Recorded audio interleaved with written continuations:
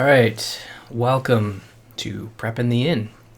This is Ryan, and Dragon Age Inquisition's coming out on Tuesday, November 18th, and the way Bioware is handling your previous campaigns is with Dragon Age Keep.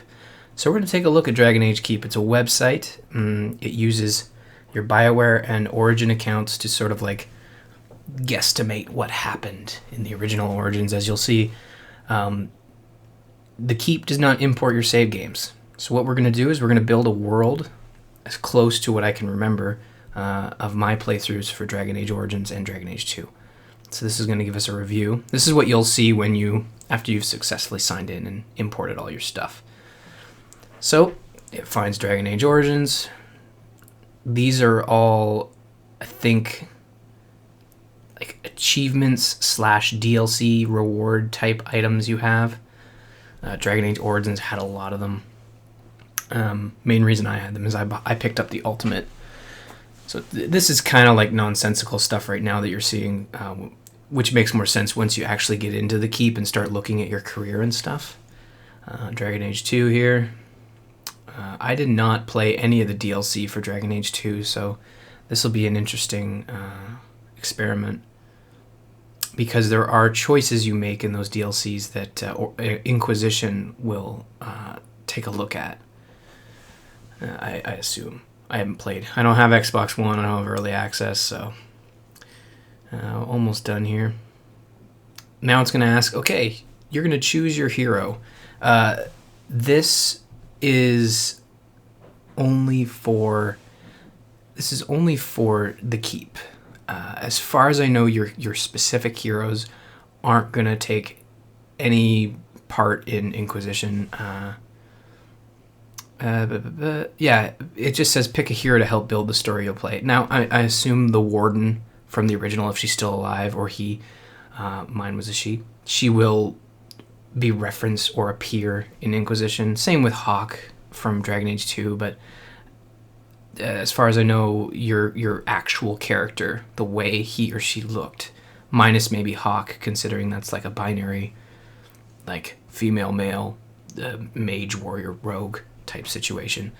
So let's choose a hero. I've gone through this process, made sure that all my heroes are showing up. So it gives you options to choose from default heroes.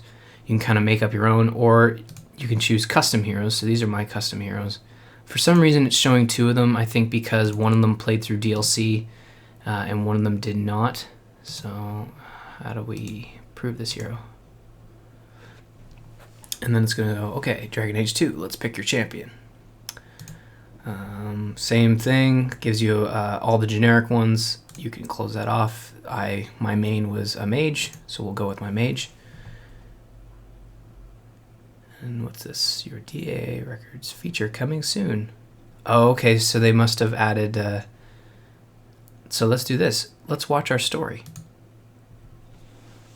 And see if it comes close. If you believe the stories, mankind's pride gave rise to the Darkspawn.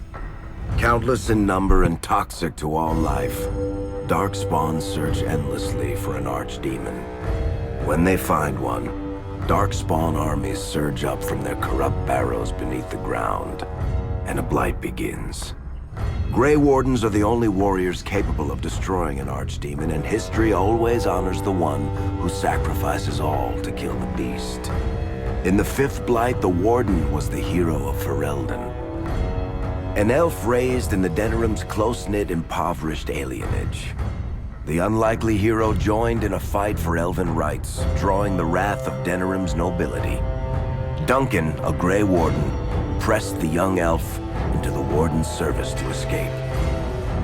The allied Ferelden and Grey Warden forces met in Ostagar, where King Kaelin's armies and a host of Wardens gathered, ready to destroy the Darkspawn. But valor turned to despair as Loghain betrayed his king. Kaelin's forces were slaughtered, and the South was lost. The hero, now a full-fledged Grey Warden, survived with the aid of Flemeth, the mysterious witch of the wilds. Joined by Flemeth's daughter, Morrigan, and a Grey Warden named Alistair, the hero set out to build an army strong enough to abolish the Blight. With the traitorous Loghain now seated on Ferelden's throne, the Warden sought help from the influential Arl Eamon of Redcliffe. However, they arrived in Redcliffe to find the town under siege. As each night, undead rose in waves and assailed the battered village. With the hero's help, the people of Redcliffe stood fast against the undead horde. The Wardens reached Arl Eamon's castle only to find the Arl lying at the edge of death, and his court fallen into madness. To save his father's life, Eamon's young son, Connor, had made a deal with... Okay, cool. I sort of remember this. So it's giving me options to choose as we're going through. I kind of feel as though I missed a thing back there, but we'll revisit that. So what happened to Connor? Connor alive, not possessed. I remember... Yeah, I remember it kept him alive. Let's see what happens.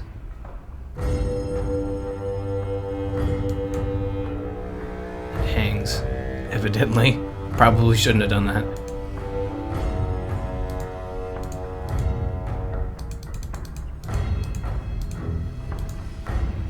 The demon, There it is. and quickly fallen victim to its possession. But deals with demons are never straightforward. The demon agreed only to save Eamon's life, not restore him to health. Arl Eamon needed a miracle to recover. The hero located an urn containing the sacred ashes of Andraste, which were said to cure any ailment. The urn was protected by ancient traps, tests of will, and a dragon-worshipping cult that wanted to twist the urn's power to it. Did the warden poison the urn of sacred Asia? No, why would I do that? That's Its own ends. ridiculous. The urn remained pure, but mysteriously disappeared after the wardens departed. Only the temple dedicated to it still stands. With a pinch of the ashes, the hero restored the Arl to health. Informed of Loghain's treachery, Eamon swore his political and military support. The circles of Magi are bound by oath to aid the Grey Wardens in times of blight. However, Lake Calenhad's tower could offer little help. One of its mages, Uldred, had become possessed by a pride demon and was twisting other circle mages into abomination. Who did the warden support at the Broken Circle? Mages supported Templars. Let's go with mages. The hero fought to the top of the tower and defeated Uldred, saving the remaining mages. Grateful for their lives, the mages joined the Warden's army.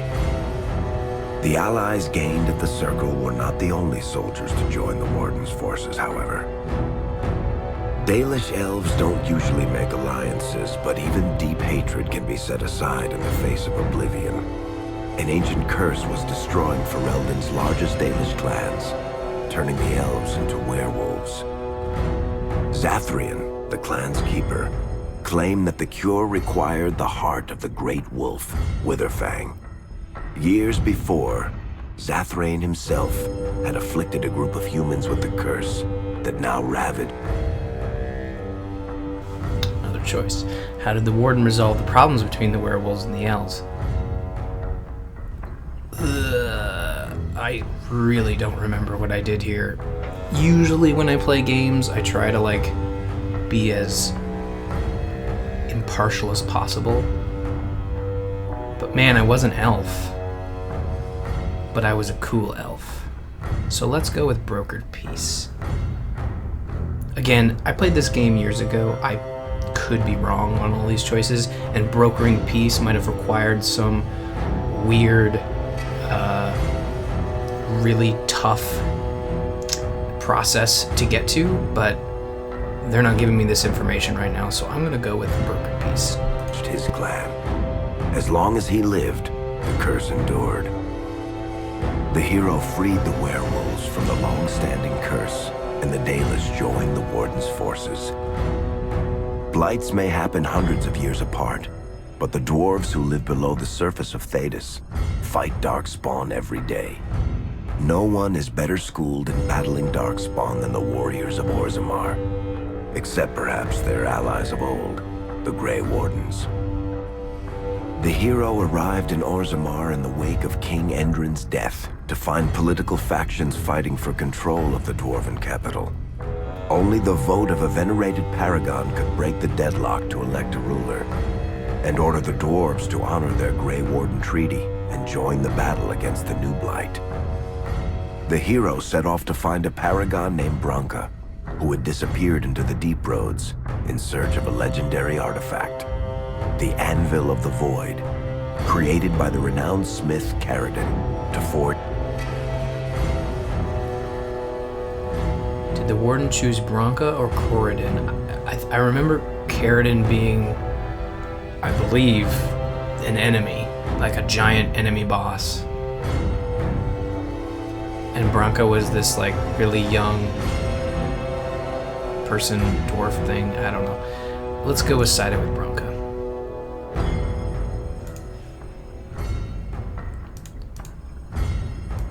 Oh.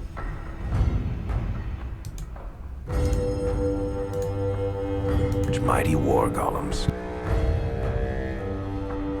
The hero emerged from the Deep Roads with a master-forged crown to bestow the Paragon's favor upon whichever rival candidate would be crowned king.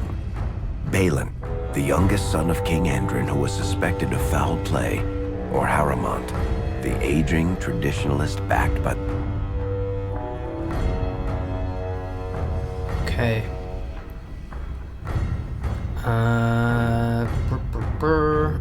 I don't remember at all. The youngest son of King Eredin who was suspected of foul play, or Haramount, the aging traditionalist backed by the Dwarven Assembly. Aging traditionalist, or yeah. The Dwarven Assembly. With Dwarden's strength now bolstering the Warden's army, the hero had to deal with Loghain, so Ferelden could stand unified against the Darkspawn before the Blight swallowed the world. The kingdom of Ferelden stood divided. While some nobles supported Loghain's regency, others condemned his inaction against the Darkspawn. Civil war brewed, and Arl Eamon called a landsmeet in hope. Loghain executed by Warden? Loghain executed by Alistair? Loghain alive and well? I don't think I executed him, and I don't think Alistair did either. But I'm worried that if alive and well means he's still king, because I know for a fact that Loghain is not a king in my story. But again, this is all stuff we can change down the road. This is just a weird, like, movie thing. So I'm going to choose alive and well. It's a little broken. Of curtailing the conflict and removing Loghain from the throne. As the Warden's united army massed in Redcliffe, the Darkspawn overran Denerim, laying siege to Ferelden's capital city.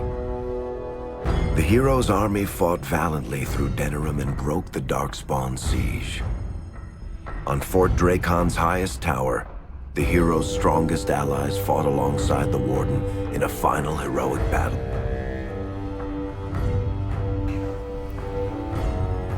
How was the Battle of Denerim resolved? Warden killed the Archdemon, Alistair killed the Archdemon, Loghain killed the Archdemon, Morrigan's dark ritual succeeded. Well, I know my Warden didn't die. I know Alistair didn't die. Loghain wasn't even there. So I think the dark ritual against the massive Archdemon. With no Archdemon to lead them, the Darkspawn scattered. Most fled underground, still teeming in number and always seeking a new Archdemon to awaken. The shattered kingdom of Ferelden embarked on a long journey to recovery. In the Blight's aftermath, strong leadership was crucial. Alistair, King... We have a choice. King Kaelin's half-brother and Queen Enora, Kaelin's widow and daughter of Loghain, joined in a political union. I can't remember at all. I think I made them rule together.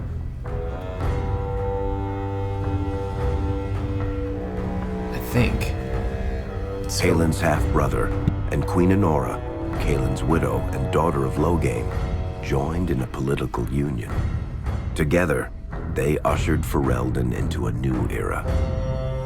Ferelden still stands, as obstinate and resolute as the Dog Lords ever are, but the events of the Fifth Blight loom over it as the nation rebuilds. For people across Thedas, legends of the hero of Ferelden remain the nation's brightest beacons of hope during its darkest times. It all began in Kirkwall, the fall of Knight Commander Meredith, the Qunari uprising, and of course, the Chantry's destruction and the onset of Mage Rebellion. One person always stood amidst the swirling chaos: Hawke, the champion of Kirkwall. The Hawke family fled Lothering, refugees from the Blight.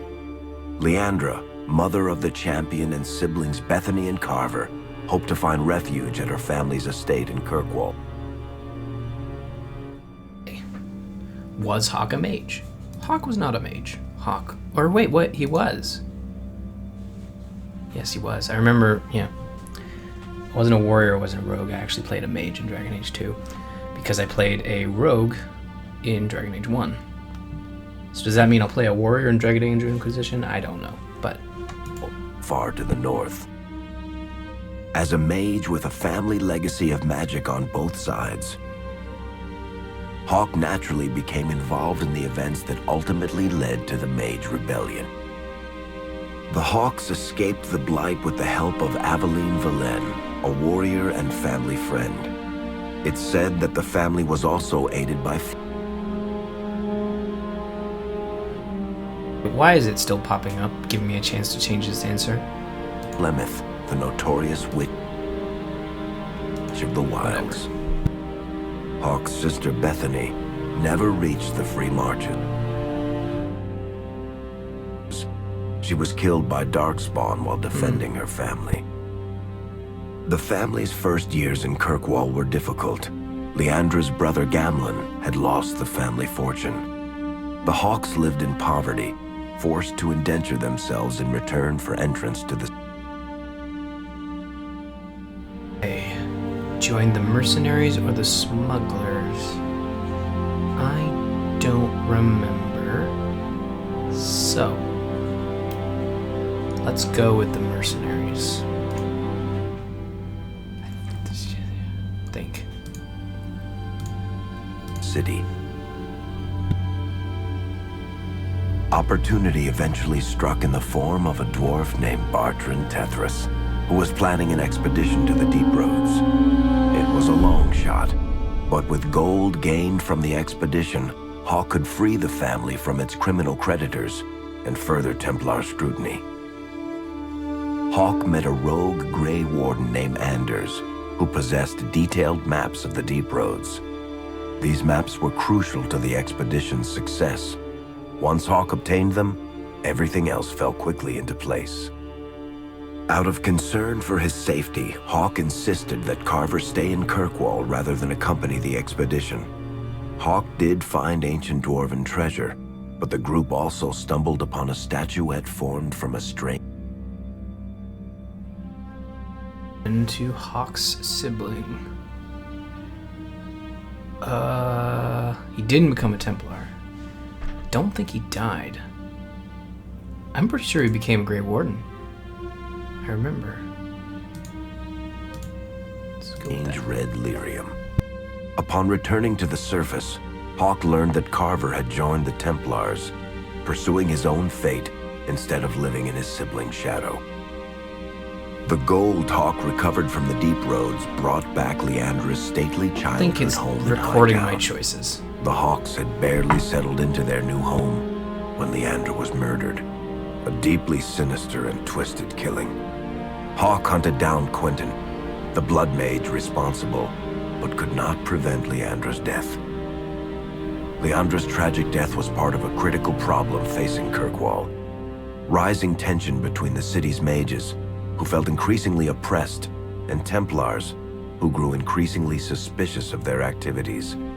Adding to the strain, a large contingent of Kunari had also established themselves in Kirkwall, much to the growing discomfort of the city's rulers.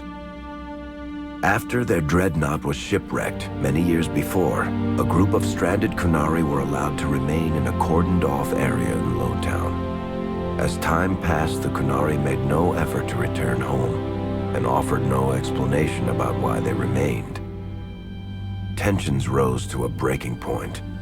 Revered Mother Patrice, convinced the Kunari were a threat to the Chantry's faith, incited violence between the Kunari and the Kirkwall populace. Hawk knew that Patrice would bring about unnecessary conflict, though the champion tried to... Did Hawk side with Patrice?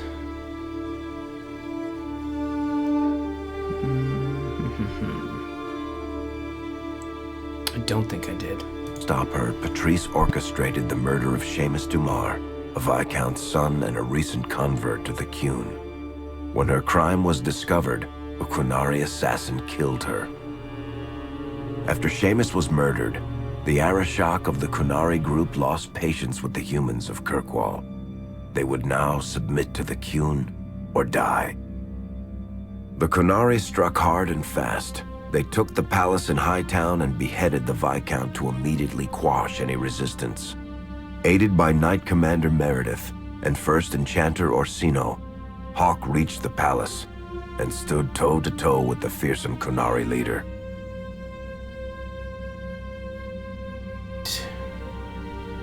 How did Hawk resolve the Qunari uprising? Isabella appeared and was taken prisoner. I'm pretty sure I killed him. I know Isabella came back, but I'm pretty sure I wouldn't have let her be taken prisoner.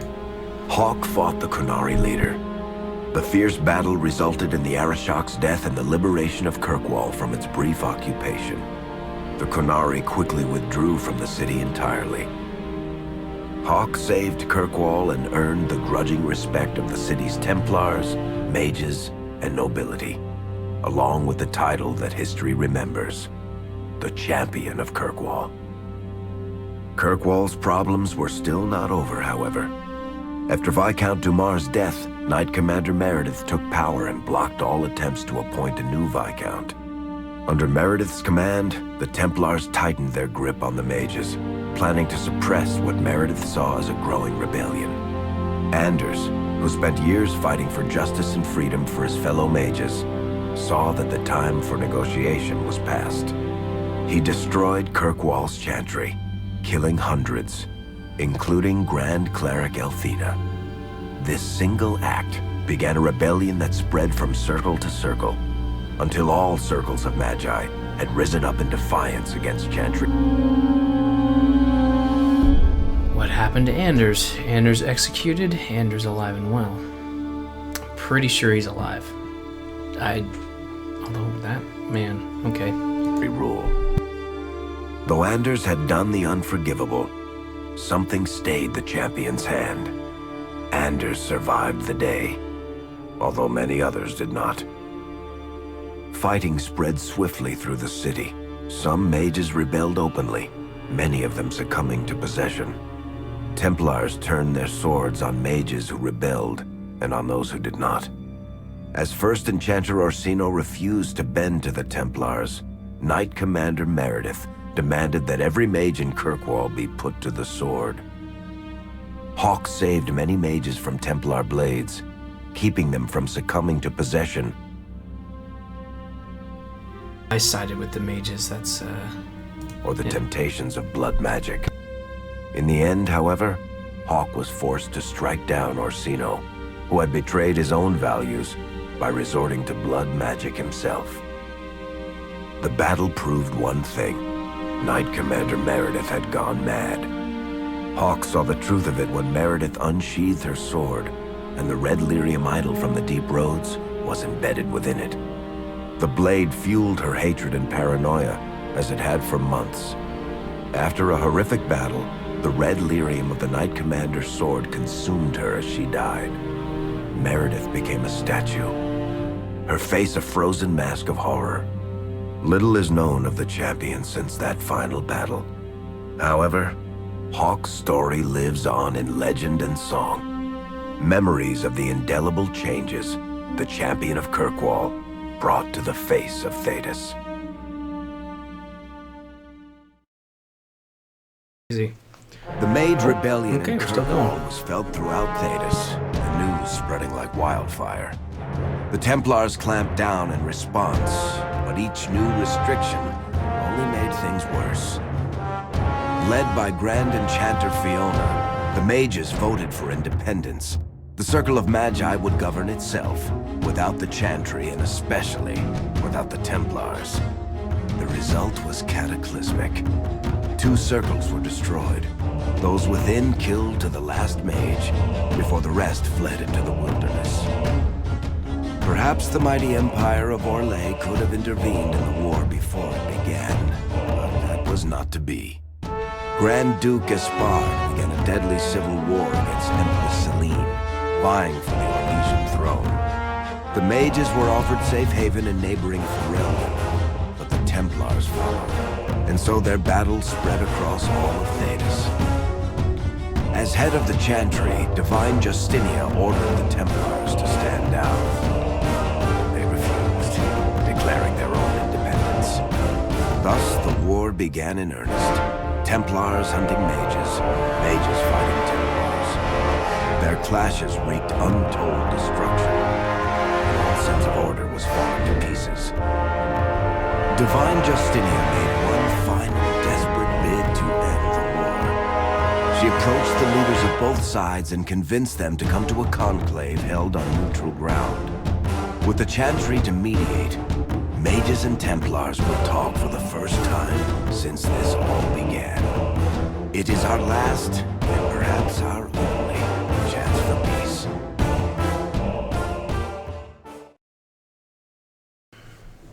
That was interesting. So that was like a movie kind of explaining the whole story behind Dragon Age Origins and Dragon Age 2. That last bit must have been like an intro to Inquisition, because I don't remember it. Now it's going to give us, you'll see more of the keep here. We're going to view the tapestry. I don't know. Okay, so it did kind of save some of my options here. So you can see here it's split into all 3 games. It's even got a...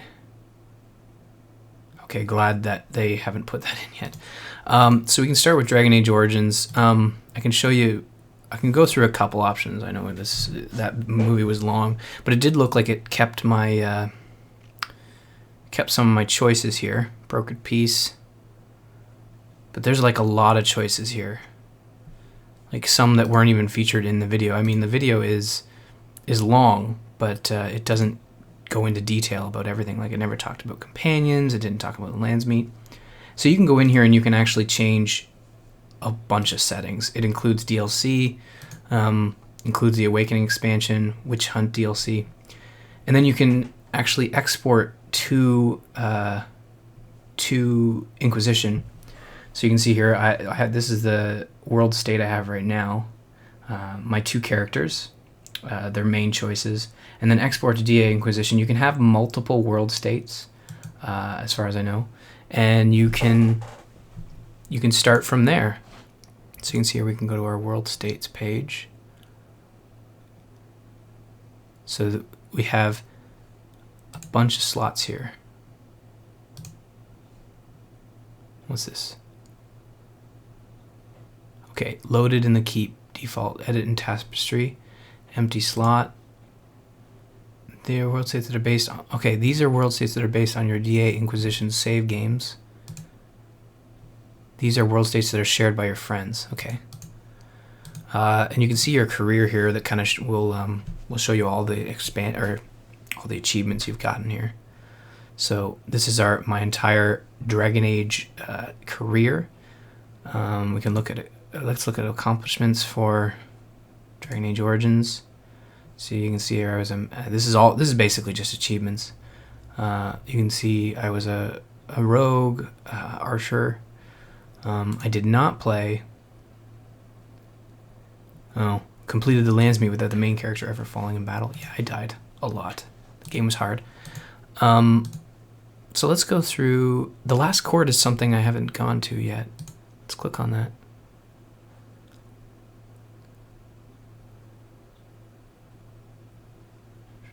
The last court. Oof. Bright. Load any time now. Okay, the last court. Choose an Arsilian noble name. In a moment, you'll choose your gender, your nature, and your goals, and learn more about Sarah's suit. I might come back to this.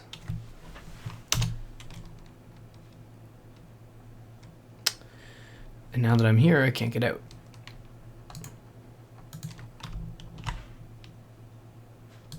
All right, let's go.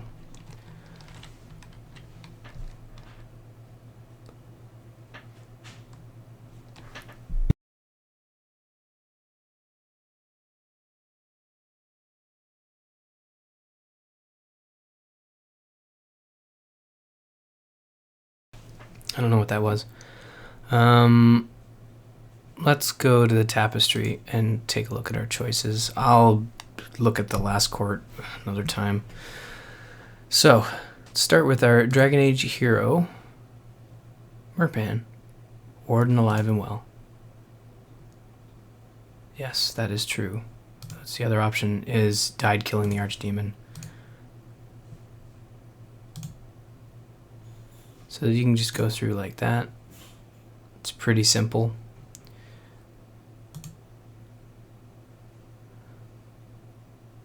Didn't encounter Cayman and Gaia. How did it, focusing on the blight, the warden did not take time to play matchmaker.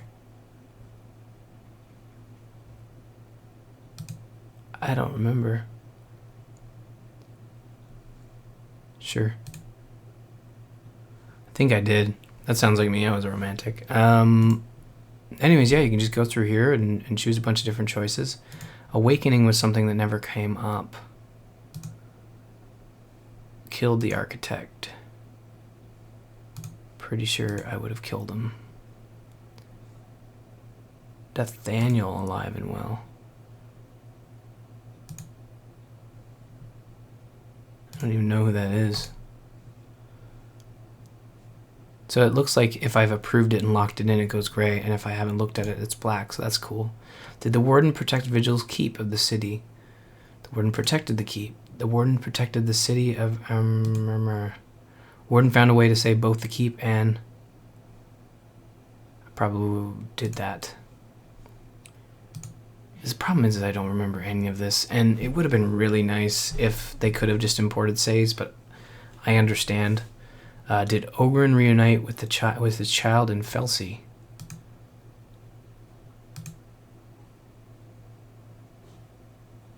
The warden ensured that Ogren and Felsey parted on bad terms. Yeah, I'm gonna say I reunited them. The argument can be made that you could go through here and make any choice you want and make the best choices. So I don't know. What's this? Hero. Prove this hero. Warden alive and well. Yes. So anyways, it gets you an idea of what you can see here. You can go through it and fiddle around. I have yet to export it. I'll take a look at this last court thing another time, but yeah, thanks for watching, and hopefully you enjoy Dragon Age Inquisition on next Tuesday, or this Tuesday, the 18th. I know I'll be playing it. I love the Dragon Age franchise. So yeah, thanks for watching, and definitely check out Dragon Age Keep. It's a great way to kind of set up the story you want. So rather than playing through another 200 hours of these two games, you can just go through this website, choose exactly what you want, because as you know, sometimes you make choices that you didn't quite enjoy, and you can go, now you have a chance to go back and fiddle with that. Some would argue that this allows you to sort of play around with decisions you made, but I don't know. I quite dig it, and it's a good solution for a big problem, which is 2 games on previous generation consoles when I'm sure Bioware wasn't really thinking about, okay, how do we get Dragon Age Origins saves and DA2 saves into a next generation product, even though it can be argued that Dragon Age is on the older platforms as well. And I played all of these on the PC, so yeah, cool. Well, definitely check it out, guys. Thanks.